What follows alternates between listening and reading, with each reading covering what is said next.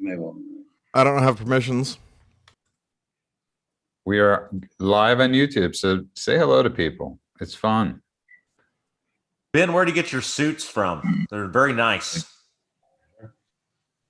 Oh, baby, take it off. The jacket coming off. It's getting serious now. This is the pre-show everybody's getting on YouTube.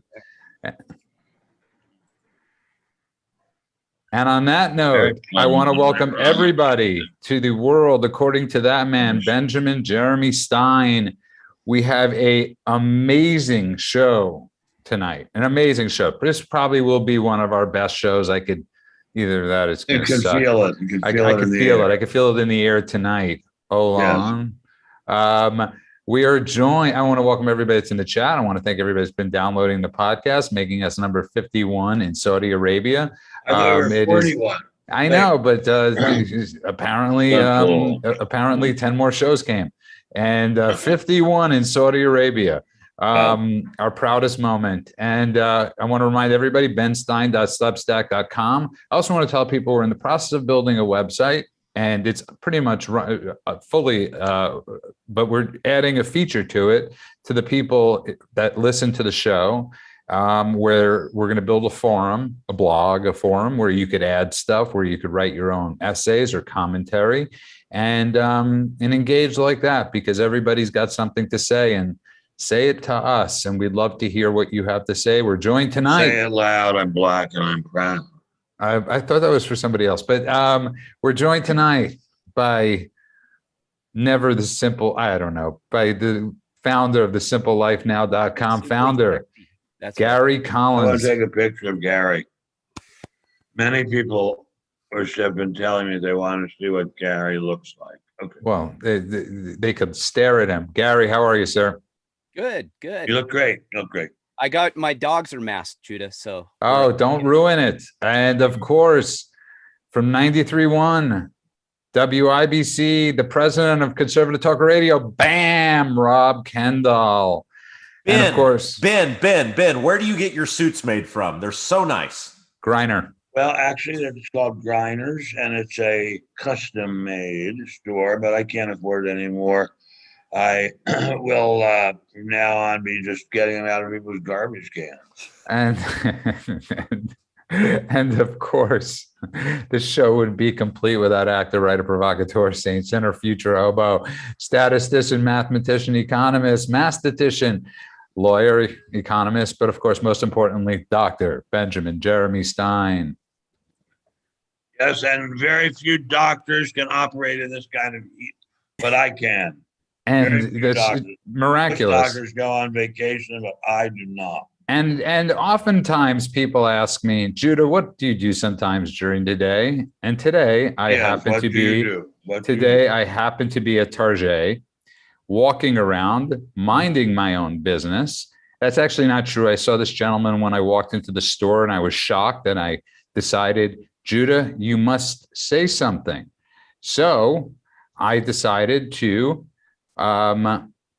walk up to this man, and there is the actual proof, and there is the picture of one of the most a dog with a muzzle and a face mask on. And I decided to confront this human or inhumane person and say to them, it's extremely inhumane what you're doing to your dog. And he said, it's my dog. And I didn't really have anyways, and my mother had said to me, Ben, when I told her the story, she said, you have to be careful, you're going to be shot. And my niece informed her, he's probably a Democrat, he doesn't have a gun. But this is what that's good. But this is what brilliant by my niece. And this is what we've come down to, Ben. America has become trained dogs. Oh, that's very clever. Very, very clever. I don't think we have become trained dogs, but dogs are very, very wonderful animals. I think we all love them. But clearly, to put a mask on a dog is just wacky. But he's probably showing off. I imagine this person. I'm just going to guess, just by looking at him, he perhaps has an injury. Perhaps he has his leg on some kind of prosthetic device to help him move around the store more easily, and the dog is helping to pull him. No, he's in one of those machines, the Target that certain stores have, where they have a basket on it. that have engines on it. And I don't want to say the dog's name, but he said it'll only be a few more minutes. So the dog was but a prop for this person. He wasn't needed in the store since he has a cart that is electric, I would imagine, or battery, whatever it is. And this is electric. Yeah, I realized that after I said that. Thank you. And that's where we are.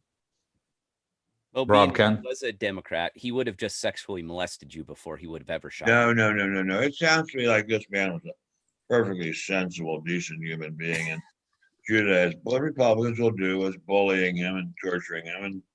And he was an innocent guy. And he'll probably go home now and spend the rest of the day in prayer.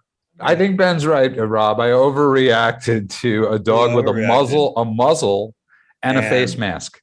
I'm sorry. Go ahead. Well, I have a question. We have on the Mock and Rob show. We have an official biologist of the Mock and Rob show. She used to work under Fauci at the National Institute of Health, and she will email the show sometimes when Fauci's pulling bull crap. And she informed us a long time ago that animals could not get the dogs could not get COVID. I've read that myself many times. Cats apparently can get COVID, but dogs cannot. So what is the point of this? The point of it is to show off and attract attention. Well, it's interesting, Ben, and I'll get to Gary in a second. It's interesting and I was talking to your son about this. Back in the day, they used to call it window dressing. Now it's called virtue signaling. Virtue signaling, that's good. But originally it was called window dressing. And this guy, and somebody brought up in chat, yes, he is a support dog. It doesn't mean he needs to wear a mask and a muzzle when it was 95 or 100 degrees out where I live. And yes, he was walking through the lot, and I saw it from my periphery, and I just couldn't believe it. I went and did something, and I said, I got to find this guy in the store. I mean, how far could he have gone? He's in a electric. Oddly enough, he got pretty fast in that thing, Gary Collins. And I sent you the picture, and you being a dog lover, all of us on this panel are dog lovers, was absolutely shocked by this. Yeah, I mean, like I said, I don't know what people are thinking. I don't think they are, but you don't think we're what? I don't know what people are thinking. I just, if it was for a prop, it's a very sick prop. It's, I'm going to make a point by torturing a dog. Okay, whatever. Honestly, it was hot. It was 114 in Phoenix today. And I know in LA it's hot. And to run that dog, I know my dogs, it was 100 here where I'm at, and we went for a walk.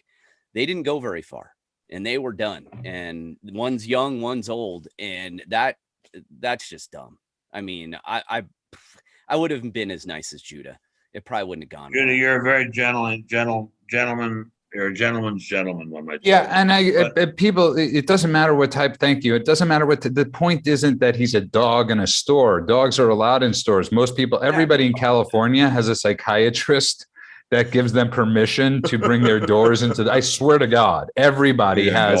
It's like it's like a concealed permit. Everybody has that with their dogs, that they're able to get a service animal. To the point where on planes, Ben, they had to limit the number to 2 dogs because every single person was saying their dog was a Caesar. And somebody, I think it was whoever brought up, Ben, he's about torturing the dog. Hey, torture a dog, you're torturing yourself. What's the difference, right? And who was it that said, was it Churchill that said you judge a country how they treat their animals? No, it was Jean Genet who said you judge a country by how you treat its prisoners. I could have sworn somebody said it about their animals, but I could be totally wrong. And moving forward on that note, talking about other animals, Ben and I had a discussion about him on the phone today. Let me preface this. Series of discussions. And let me preface this by saying there's a difference between inappropriate behavior and unlawful behavior.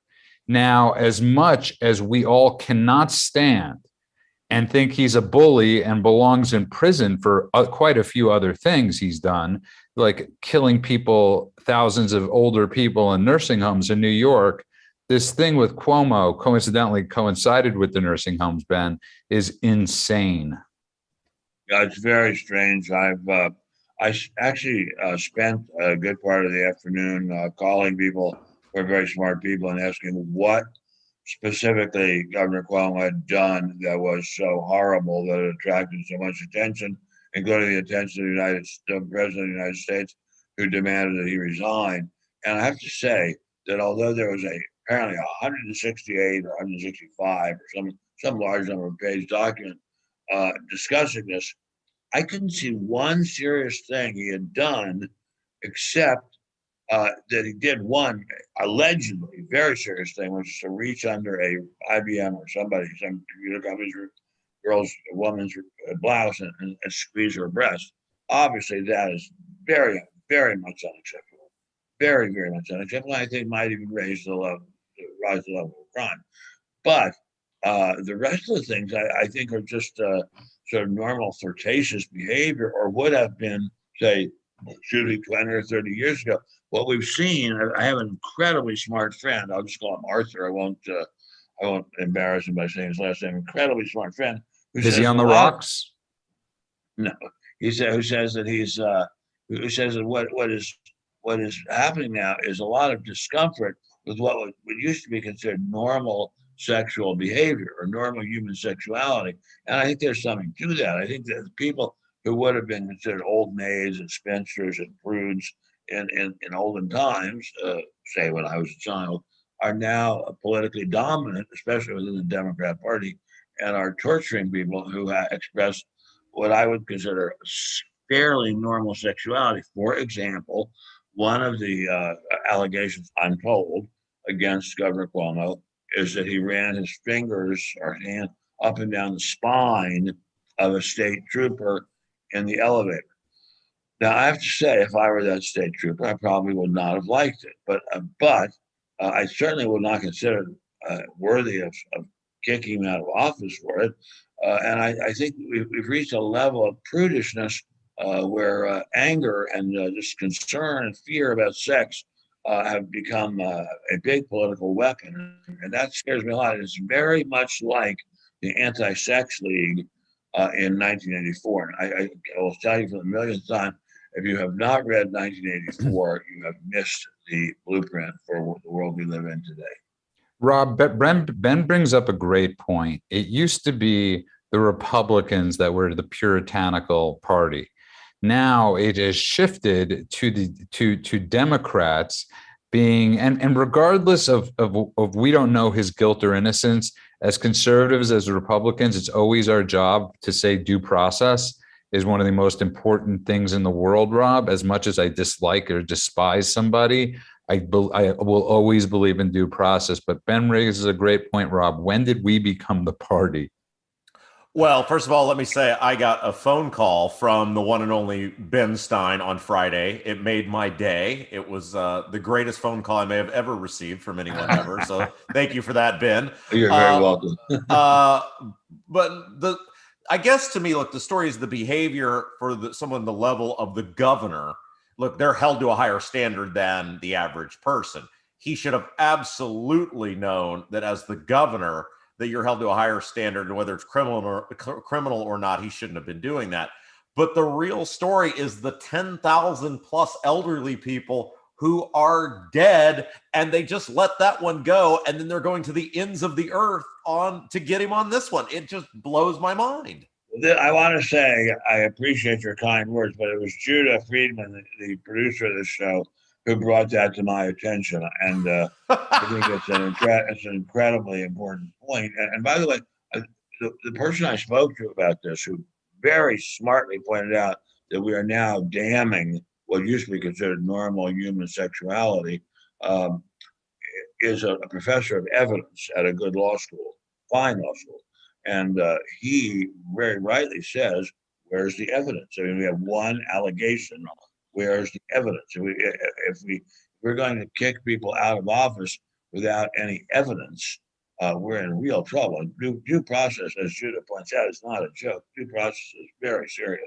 But how do you let a guy off the hook for 10,000 people plus being dead, and they say, "Well, no harm, no foul there. We're not going to investigate that." But you're going to go to the ends of the earth on this. I'm not letting him off the hook at all. As far as I'm concerned, he should have been out of office. Should never have been in office. Right. And as much as we hated O.J. Simpson, he didn't, or hated, or we all believed he was guilty and belonged the rest of his life in jail. All of us looked at what they got him on as an absolute abuse of power and abuse of the law. Gary, Norma in chat brings up a really hysterical line where she said, "What's a bigger crime, touching fannies or killing grannies?" Oh, Nice. Good one. Well, the thing is, Norma, I think I might name the show again. You gave it another name for the show. well, I would like to get your guys' opinion on this, because here's my thought process with these politicians have been around them, is that I look at this as a smokescreen. It's to divert your attention off the true facts of he was culpable of killing 10,000 people in nursing homes by his actions. That's provable. There's plenty of evidence on that. But this was also not a criminal investigation. It was a civil investigation. And at the end, which they said there could be criminal action in the statements, but I go, there isn't. It's a he said, she said. You can't prove any of it, but everyone's talking about it today, getting you off the course of he killed a ton of people by being a complete, utter, incompetent idiot. Involuntary manslaughter. I think that's an incredibly important point. A beautifully put point. But I think what we want to really look at is, are we becoming 1984? Are we becoming a country in which allegations by women, and it could be allegations by men too. Oh, that's the next topic. Allegations by men or women are unproved, without any documentation, are enough to ruin a person's career. If so, we are on dangerous ground. We are completely there. And on that note, if you just tuned in, you are listening to The World According to That Man, Benjamin Jeremy Stein, it's such a great, fun thing that I love watching Rob, and I love watching Gary experience what I've experienced, sort of learning from somebody who's lived through so many of these experiences. And I hope you guys in the chat and that listen to this podcast get that same experience, because it's a beautiful, wonderful experience, the Ben Stein experience. I want to remind everybody, please keep downloading those episodes on the show. Also, benstein.substack.com. You could find Rob every day from 9 to noon on WIBC. Bam! The president of Conservative Talk Radio. And of course, Gary Collins from simplelifenow.com, founder, living off the grid specialist. Ben, next topic. Everybody that was a puritanical jackass grilling Trump about every single misdeed and misthing he ever did turned out to be sexual predators themselves. Well, not every single person. Well, no, quite a few. And today, Andrew Napolitano was fired from Fox News for sexual harassment, supposedly, allegedly, of a guy. There's nothing, What did he do specifically? Supposedly, he was in an elevator. It was just one case where he started rubbing a guy's arm and telling him something to the effect, if somebody could pull up the exact quote for me, "I know how to get my hands dirty." Yes. And Lou Dobbs was told the story, and Lou Dobbs, like a good gentleman he is, reported it to Human Resources at Fox News, and Fox News did absolutely nothing about it. They sort of buried it. But I bring up Andrew Napolitano. He was one of those Trump haters, detractors, maybe because Trump didn't find them worthy of being on the Supreme Court. Jeffrey Toobin, the guy that likes to audition his you-know-whats during Zoom meetings. And, quite a few people on the left, Ben, that went after Trump got ensnared themselves. And we are human. I mean, we are human. We have the human sex gene. We are interested in sex. We are interested in other people. We're interested in their bodies. And that's just who we are. And this idea that we're going to become puritanical anti-sex league members is, to me, very frightening indeed. Very, very, very frightening indeed. I was thinking as I was preparing my soul for this show, when I worked for the government, there was so much sex going on in the offices I worked in. Oh my God, there was so much sex going on. It was insane. and nobody seemed to raise an eyebrow about it. And it just went on, and there it was, and it was just going on, and I don't know what to make of it. That was even true. That was true at the Federal Trade Commission. It was true at the Office of Opportunity. It was true at the White House. It was true all over the place. And it was true when I worked on Capitol Hill for a very nice guy, who was senator from Maryland, Joe Tidings, very, very nice guy. And I don't know, at some point, I think we have to say, well, what's normal human behavior? And you seem to be the common denominator. Yeah, I think so. Everywhere Ben Stein went, sex followed. Yeah. But Rob, it is sort of. I mean, I hate using the word ironic because it doesn't fit this stuff anymore. But it is amazing that everybody that was so puritanical with Trump, Not everybody. okay, with quite a few people. That were pure. I could name you Harvey Weinstein, Jeffrey Toobin. Well, wait, and, was Harvey Weinstein a critic of Trump? Oh, big time critic of Trump. Really? Of course he was. And like I just said, Napolitano. But Rob, it's sort of go ahead. Well, we were talking about this today, and obviously we have an interesting take on this because our show is a man and a woman, and we were talking about how you have to know your audience, especially in the workplace. There are certain people, and I'm sure you've all experienced this. There are some people you can say certain things to and joke around with, and nothing's ever going to come of it, and people are going to laugh, and you're going to have fun about it. There's other people in your office that if you even say hello to them, you're worried HR is going to get called, and you got to know your room and your audience, and whether he meant this stuff or not. He said it to the wrong person, right? And now he's in a big pickle. But may I respectfully say, this is a function of changing times and mores, because this was not true when I was a young man, and it has changed dramatically. And I think we might well ask. I was discussing this with my brilliant friend, whose name is Arthur, who's a professor of evidence. What was it that made this change? Where did this incredible change come from, in which what would normally have been considered harmless sexual banter has become something that can cost you your job, maybe even put you in jail? Gary, he raises a great question. And I think so much of this started when the Me Too movement, especially the Me Too movement, obviously had a huge effect on this. When the Me Too movement was started, it was started specifically to bring down Trump. And I noticed, but I thought it was specifically created to bring down Harvey Weinstein. No, Harvey Weinstein got caught in the web. Got caught in the web. Remember, if Hillary Clinton gets elected and it gets elected, Harvey Weinstein is safe. There is no Harvey Weinstein. He just got ensnared after the Access Hollywood whole Me Too thing started, and all those women started coming out after Trump. But Gary, it is a sort of what Ben's saying is times have changed, or when did this happen? Why? I mean, I think honestly, it was a vindictive thing. It could be something. I mean, maybe I'm being too simplistic, Gary, but I think a lot of people just got ensnared in the moment, and there's no coming back once that moment begins. Well, that was kind of the beginning of cancel culture too, right? When people started attacking their enemies, and then it fell back and came slingshotted back on them, and that's exactly what happened to Harvey Weinstein. And when I was in the government, I remember when it changed, and they changed the terminology to unwanted touching or comments. And I went, oh, that's subjective. If a big bowling ball lady comes up to me and grabs my chest and goes, "You're cute," I may be offended by that. But if hot old Amy comes up to me and grabs my breast and says, "I want you," I'm game. It's all over the board, right? And that's what I mean. Once it went to that, I knew we were in trouble. I went, oh, this just opened up Pandora's box.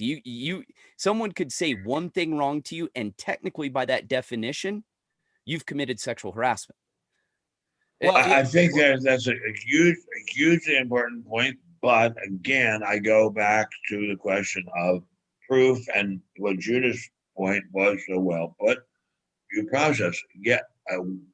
I think that the real crisis, first of all, the things that would have been considered trivial are now considered serious, but also there's no proof required. Just the accusation is the proof.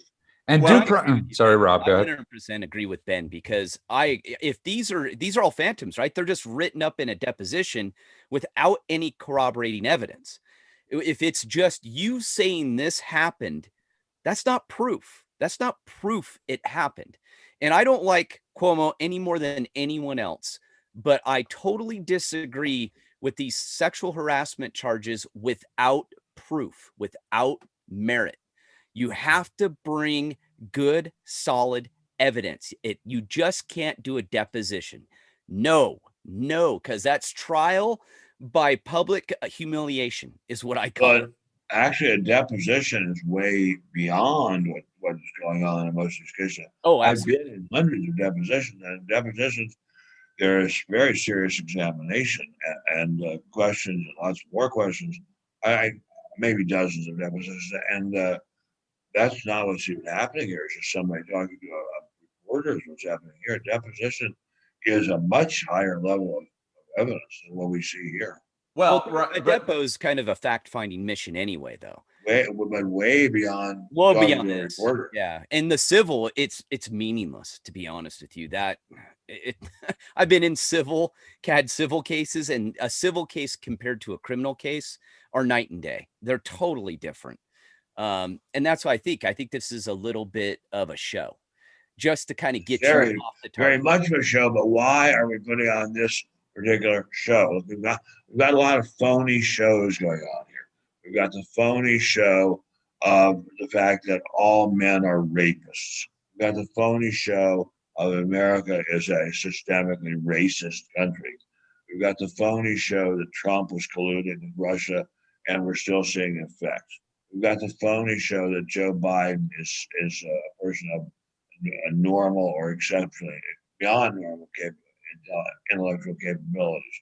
We've got the phony show that Kamala Harris is an African American. We have a lot of phony shows here. By the way, before I get to you, Rob, lowest popularity of any vice presidents since the 1970s. But Rob, go for it. Well, I was just going to say there's a stark difference between what Weinstein did. He was tried and convicted for it, and what we're talking about here with Napolitano. But again, it does come back to you've got to be really, really, really certain of reading the room correctly, especially in the modern workplace, which is why, for the most part, so many people just keep their head down and don't engage with anyone anymore at work because it's the safest possible approach.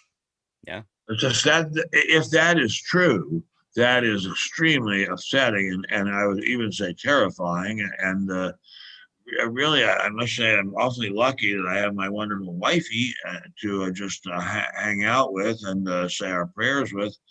Watch old episodes of Perry Mason, and nobody's going to get in there and torture us. You used the word whoever I'm sure a few people have used this, but the goal is to destroy ourselves at this point.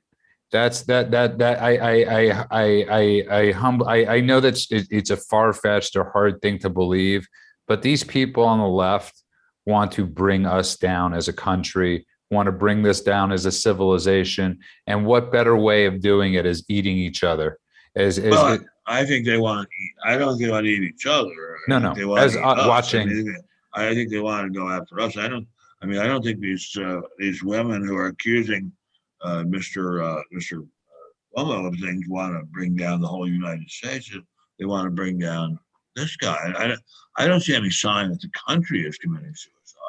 I can't. You got to speak up a little bit. I can't see any sign that the country is committing suicide. What would you say is a sign that the country as a whole is committing suicide? No, what I'm saying is they're putting people on such high notice. They're putting they're essentially what's going on here, in my humble opinion, is like you said, and Rob said, you have to watch what you say all over. You have to watch what you do all over. They are taking being human out of being human. And so if their goal is to watch us live in the misery of their own misery, they have been succeeding, Rob. Judah, I don't mean to make our regular Judah dating app segment, but I'm Oh curious. yeah. Let's make it that. So I'm curious, like when you meet people on these apps now, like I would think dating would be much harder now, or meeting people would be much harder now, and building a trust and a bond and a relationship than it was, say, even 10 years ago. Like, I mean, I'm curious how careful you have to be when you engage with people. I mean, I don't give a crap, honestly. I don't. I could see that people are a little reticent or shy, or I don't care. What have I?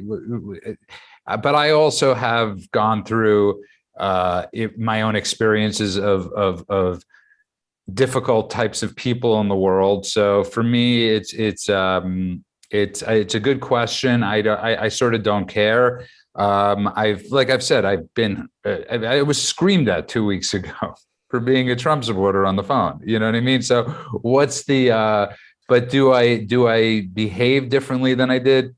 Yeah. You know, I'm a little. How long does it take you to get back on the app after you've been screamed at on the phone?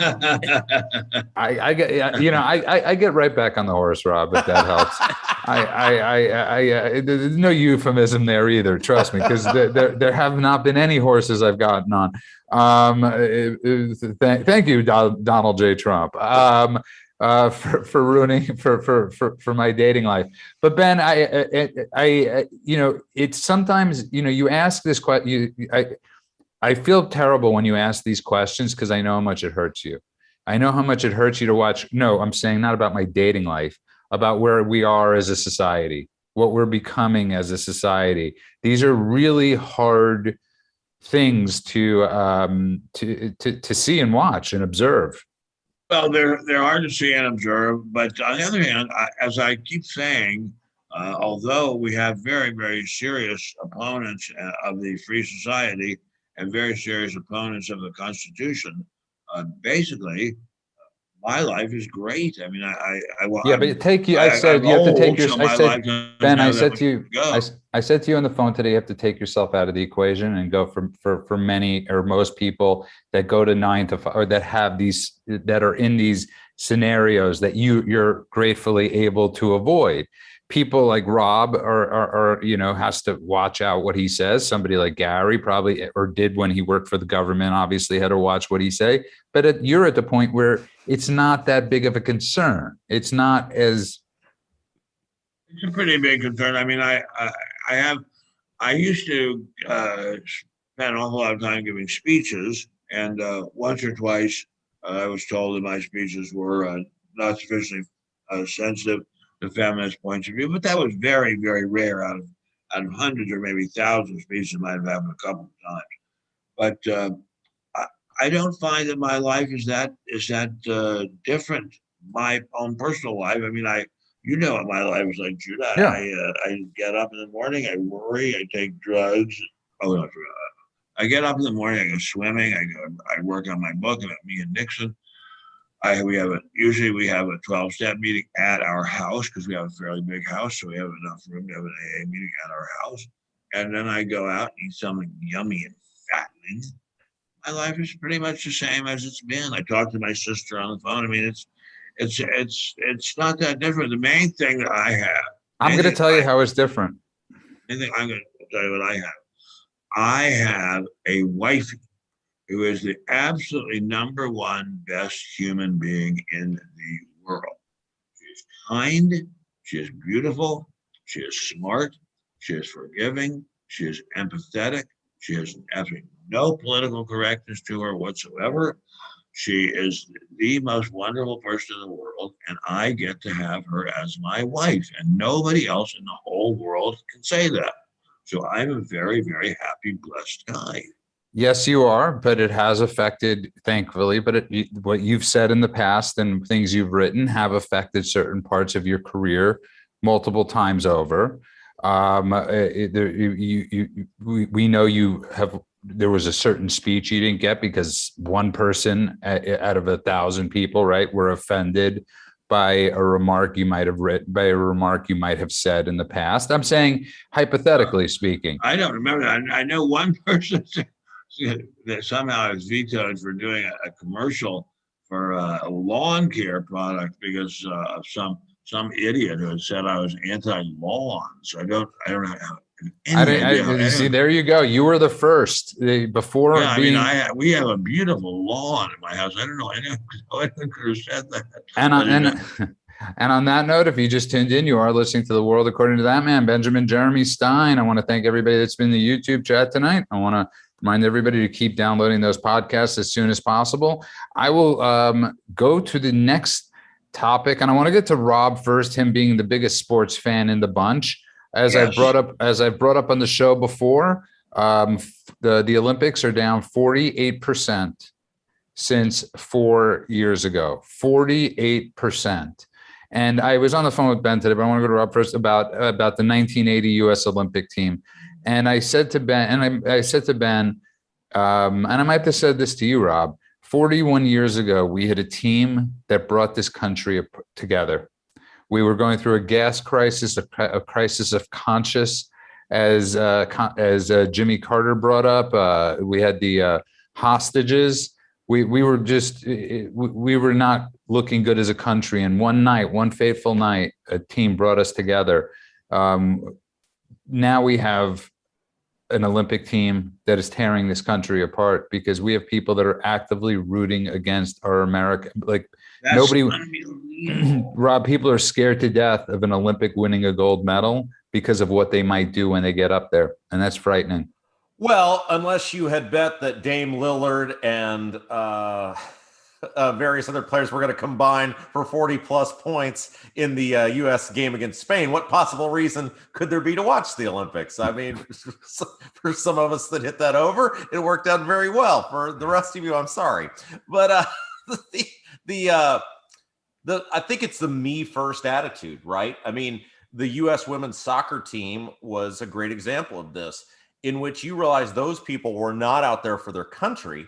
They were out there for themselves. And I would have a very hard time cheering against my country, but I certainly could cheer against Megan Rapinoe for her terrible behavior. I could certainly not want her to be in a national spotlight because of how she views and showcases our country on an international level. And that sucks that you can't cheer for your own country because of how those people are going to embarrass our country if they win.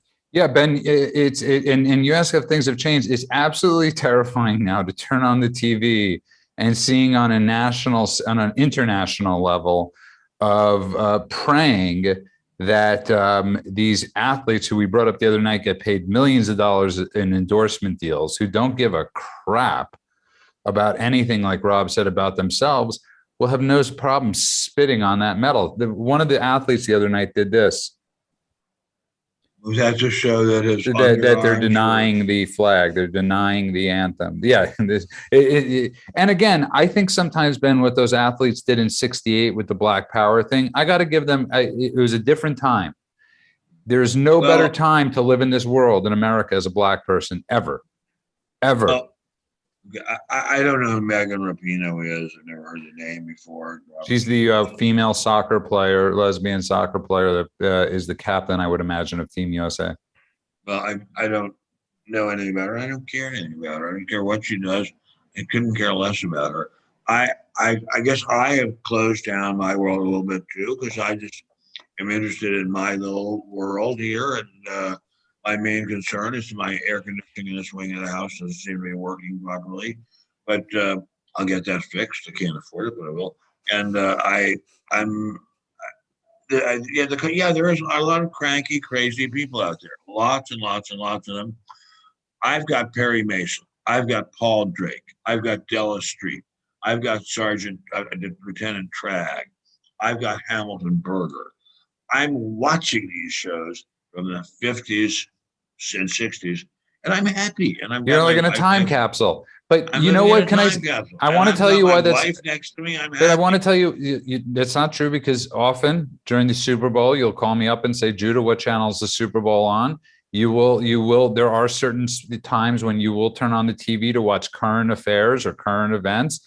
and it's a lot harder. That's rare. Right, but last year, I know last year you watched the Super Bowl, but it's Gary. I mean, it's a weird. It's not a weird. It's a frightening time. As I said, you having served the government, you really served the government, being on detail and serving in the and serving in the Army. What do you think when you see this? Would you want to be detailed for? Would you take a bullet for any of these people? No. That's good. I like that. Well, the thing is, these are the people who scream the loudest, are the people who've put in the least. You know, back when I was growing up, the Olympics was a huge. I mean, Michael Jordan said the most proudest moment of his life was winning that Olympic medal. Michael Jordan. You know. And you got people today who use our country and the freedoms within it to put the focus on themselves, and then basically insult the people who provided them those freedoms in which they get to act. These people are mentally ill. And Gary, yeah, Ben, but that's an easy thing because there's a lot of them. I agree. It isn't an easy thing, but there are a lot of them. But it helps me and helps my wife, who's so incredibly important to me, to realize that this is not really a political or philosophical issue. This is a health issue. These people are mentally ill, and it's unfortunate there are so many mentally ill people in prominent positions in sports and in entertainment. But there are a lot of mentally ill people, and Hamilton Berger is mentally ill. Perry Mason is mentally ill. They're no longer. Yes, but Ben, we were talking about shows that were on 60 years ago, and you're the one with a beautiful granddaughter that needs a future, and this is the future that's being shown to. I agree. I totally agree. Totally agree. And we have to stand up because Rob, what they're doing is absolutely very good point. That's a very good point. Thank you. Is bullying. Well, and first of all, let me say, I think for football season this year, I'm going to do Ben Stein's Bet of the Week. I'm going to wager on a different game each week that Ben Stein picks with the points, and we'll see how Ben does. I'm not going to do well. I don't know a thing about it. I haven't been to a professional football game since I watched the Super Bowl with Jimmy Kimmel when he and I were riding high as the host and co-host of Win Ben Stein's Money. That was a long, long time ago. And I don't ever want to go to another game like that again, because I would stand in line at the urinal, use the urinal, and every person in front of me who was using the urinal would then turn around, look at me, notice it was me, and want to shake hands with me. So I don't want to go to any place. I'm surprised they didn't say, "Can I win your money?" Yeah, they would. Yeah, or Bueller as your online. I agree with Ben. For anybody that's gets stage fright issues, being at a live event, Rob, is one of these scariest things. I used to leave Giant Stadium like at the end of quarters, 2 minutes before, just so I didn't have to be in a line with 60 people deep. But getting back to it, Rob, we have this bullying going on by these people. I don't have children. You don't have children, I don't think, and Gary doesn't. But Ben has got children and a beautiful granddaughter. I will have some, Judah, because I need to live on. So I'm going to make sure that happens before I'm gone. And I would like to say, skip the children, go right on to the grandchildren. Just kidding, Tommy. Just kidding. He's looking for We Grow Babies Indiana.com. That'll be your next plug. But Gary, I mean, you and I are both you Rob and myself are all sports fans. I know. I knew you were going to say that. And it's really it's so heartbreaking for us. It's this one distraction there's a fun. Remember when we were younger, rooting for players, rooting for teams, and then the Olympics would come, and we'd root for country. Okay, Judah. Now I'm going to say something politically incorrect. It's largely got to do with Black people. There are a lot of Black people who are very angry at the United States of America for the way the United States of America has treated Black people. And they show it when they are on camera.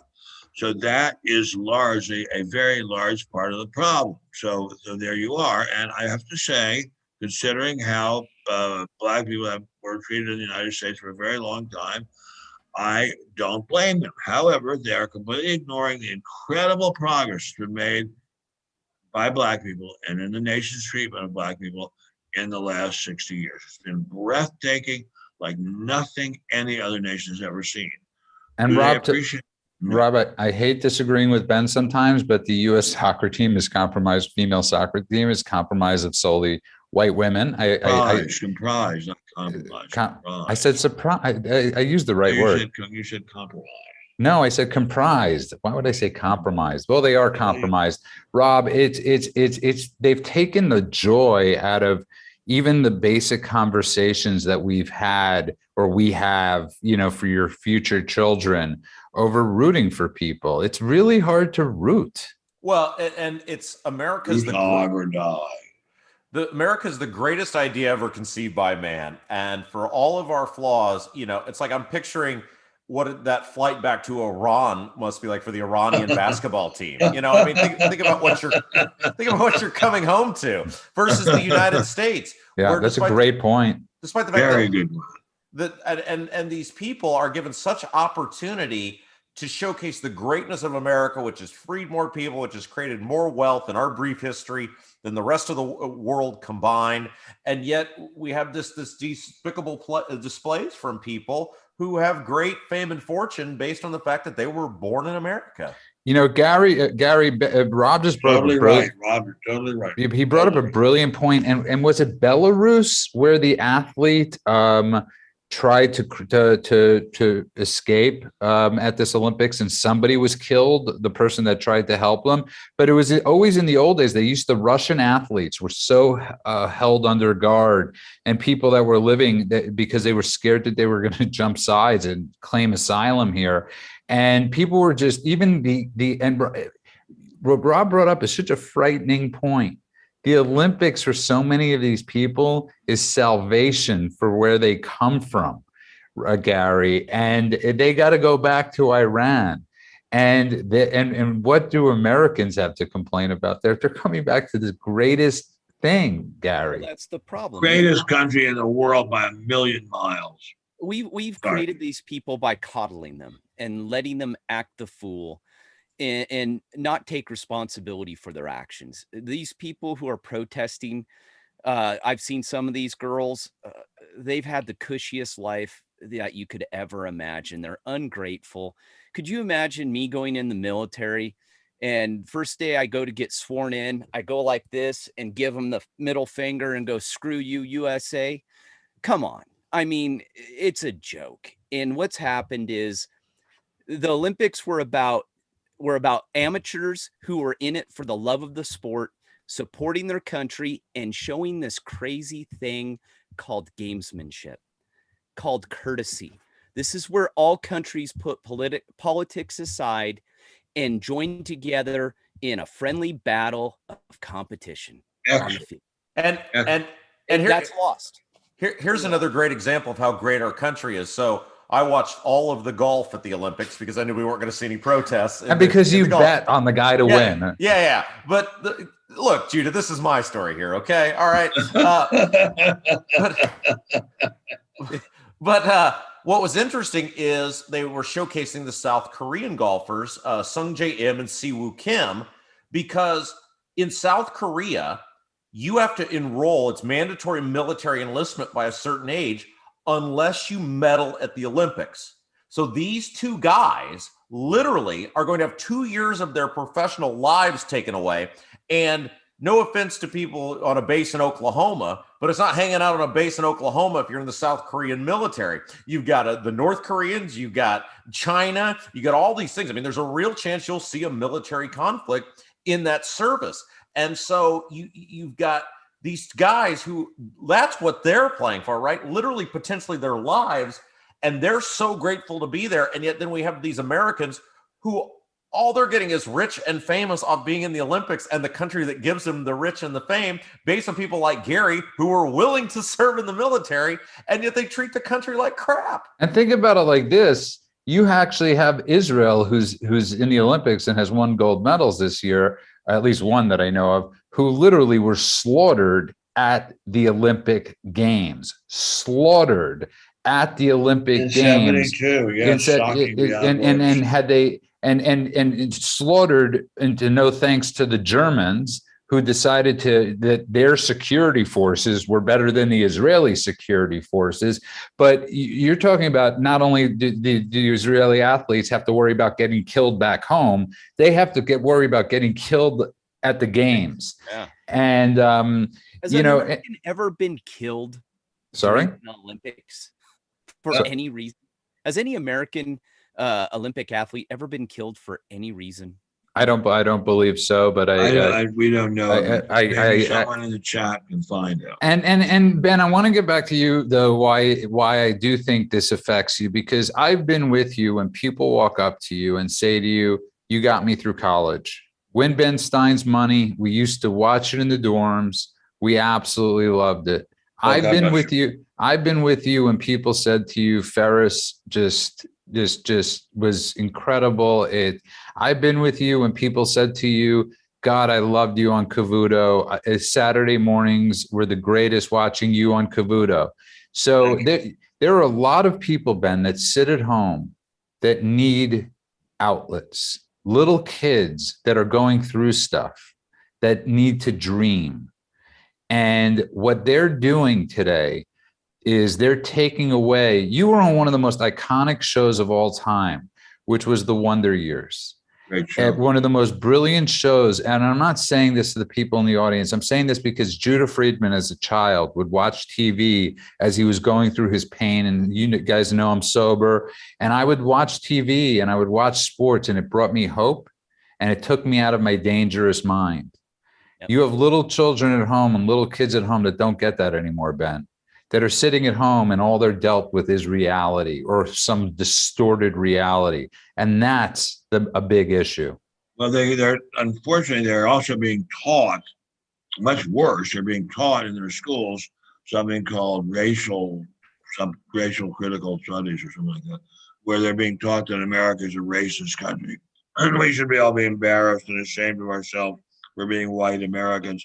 So that's bad. But they're hardly facing only reality, because they play their video games and they're lost in their video game worlds. And that's a big part of their lives. But I certainly thank you very much for all your incredibly kind compliments. They mean a lot to me, and I'm very grateful for them. And I thank you very much. Ben, yeah, go ahead, Rob. Well, I just had a question, Ben. What was Winnie Cooper like in person? She was okay. She was okay. She was a perfectly nice girl. But there was a show where Arnold and Winnie had a fight, an argument. And the same day, a beautiful new girl appeared at the school. Ah, yes. And she was flirting with Arnold. And that girl was, I think, aside from my wifey, the most beautiful woman I have ever seen in my life. Ever. And I was an old man, and she was a young girl. But I flirted with her anyway. She paid absolutely no attention to me at all. And then I looked her up just recently, and she's married to a world champion mixed martial arts master. So I don't think I'll try. Well, I mean, at least you know you lost out.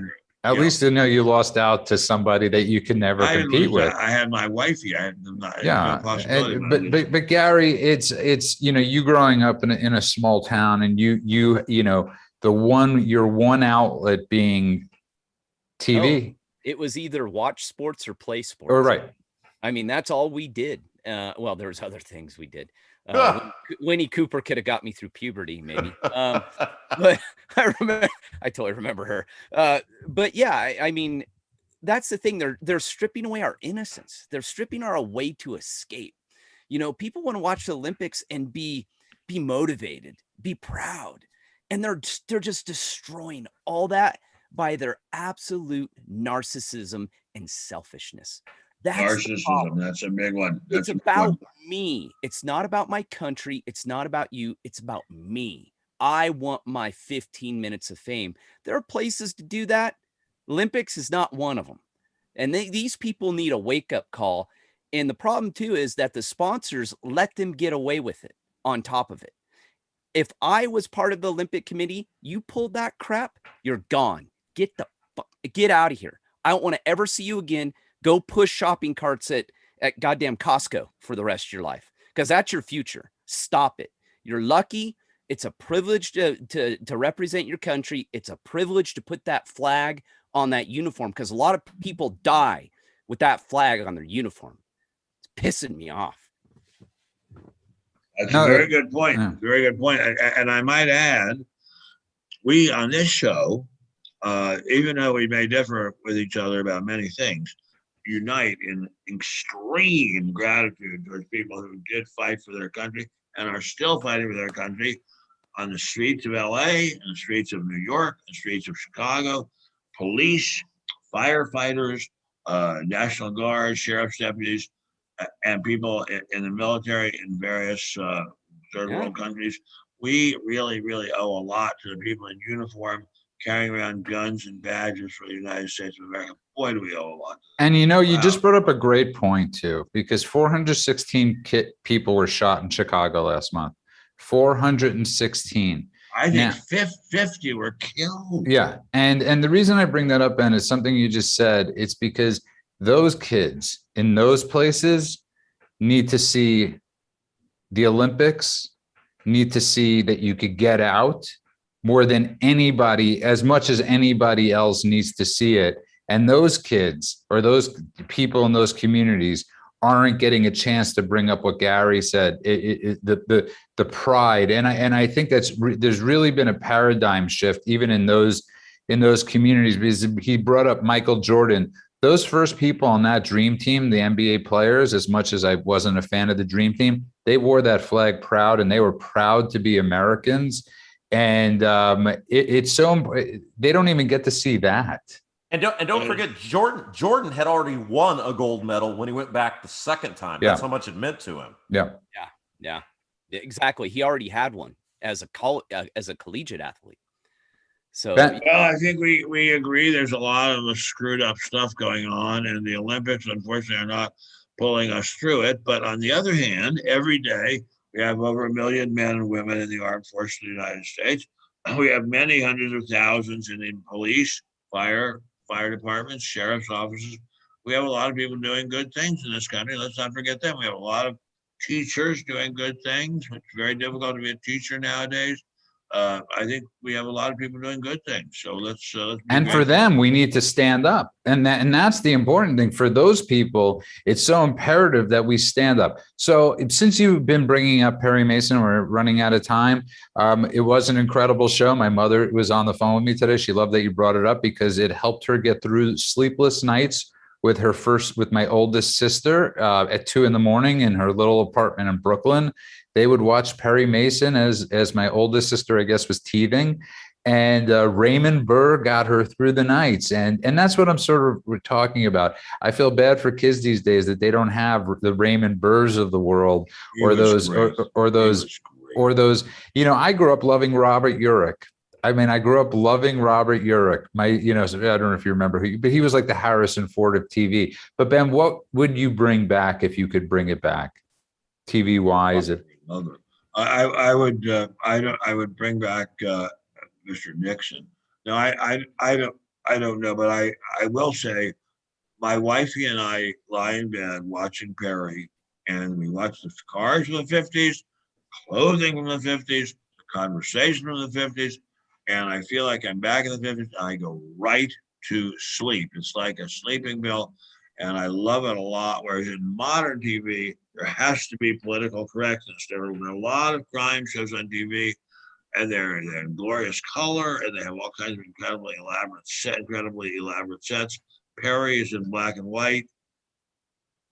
Sets must have cost $1. They're such cheap sets, but people are real people. At least it seem real to me, and it's peaceful. It's a peaceful, calm world, even though somebody always gets murdered. Rob, I know they brought back Boy Meets World and some of your favorite TGIF shows, because I could so see you being a TGIF guy, Rob. Two things. One, Dinosaurs, which was on TGIF, was one of the greatest, most underrated shows of all time. And two, If I could bring anything back, it would be my summer break of junior high, 7th and 8th grade, because every morning I could get up and watch reruns of Win Ben Stein's Money, followed by reruns of The Critic featuring John Lovitz, my all-time favorite Great actor. show. Great show. And then Dr. Katz, professional therapist. So that was when men were men, and that's another story. Well, God bless you. And what about you? What about you, Gary? Well, a side note, I think every potential Olympian should have to watch The Miracle on Ice. Get a clue. Lee Majors. Somebody brought up Lee Majors. That's a great one. $6 million Man and The Fall Guy. And The Fall Guy might have been the best opening theme song of all time. Or The $6 Million Man. How about this one? I'll go back even further. I wonder if Ben remembers this. You would have been still older, but Tom Hatton on KTLA. It was Popeye reruns, The Little Rascals, Speedy Racer, Grape Ape, Tarzan, and Super Friends. I didn't live in LA then, I'm afraid. I was living. Yeah. I used to get up, crack of dawn, eat 5 bowls of Fruity Pebbles, get all wired on sugar, and just sit there. I think it was 2 or 3 hours straight. Sounds wonderful. It sounds wonderful. Ben, yes, Robert. Do you ever watch reruns of shows that you were on? Like, is that weird to see yourself on TV? I never do. Although I would, if I could find, I have somewhere a complete collection of the Wonder Years. If I could find the one that has that unbelievably beautiful girl in it, I would watch that one over and over again. And I got to say one thing. I'm not bringing this up because I would have loved to have listened to a baseball game with Ben's dad on the radio. God bless you. Yeah, God bless you. That would have been that would have been an amazing experience because there is nothing more beautiful to me than sitting and listening to a baseball game on the radio. And it's people that do it well. It's one of the greatest talents and gifts they have. And I feel terrible for kids these days that they don't get to sit in their bedrooms and listen to a radio game because they will never get to experience Jack Buck. I mean, saying after Kirk Gibson's home run, saying, "I can't believe what I just saw." And Judah Friedman sitting in his bedroom with chills and experiencing those things in life. And I feel terrible for kids today. I feel terrible for people that they don't get to have, Ben, those experiences anymore. And but they get to experience us telling these stories, Ben. And I still tell you, I miss my father sitting. He had a radio. There were no transistor radios in those days. He had a tube radio. He'd run an extension cord in through the window, sit out in the front yard, listening to the Washington Senators. They were not a very good team most years, and I think that the announcer was, I think, Bob Wolf was his name. Anyway, and wow, I miss him very much. I will only say to you, I think all of you on this panel have living fathers. If you do, be thankful and spend a lot of time with them. And I am extremely grateful for my dad. Every Sunday, my dad would take me bowling.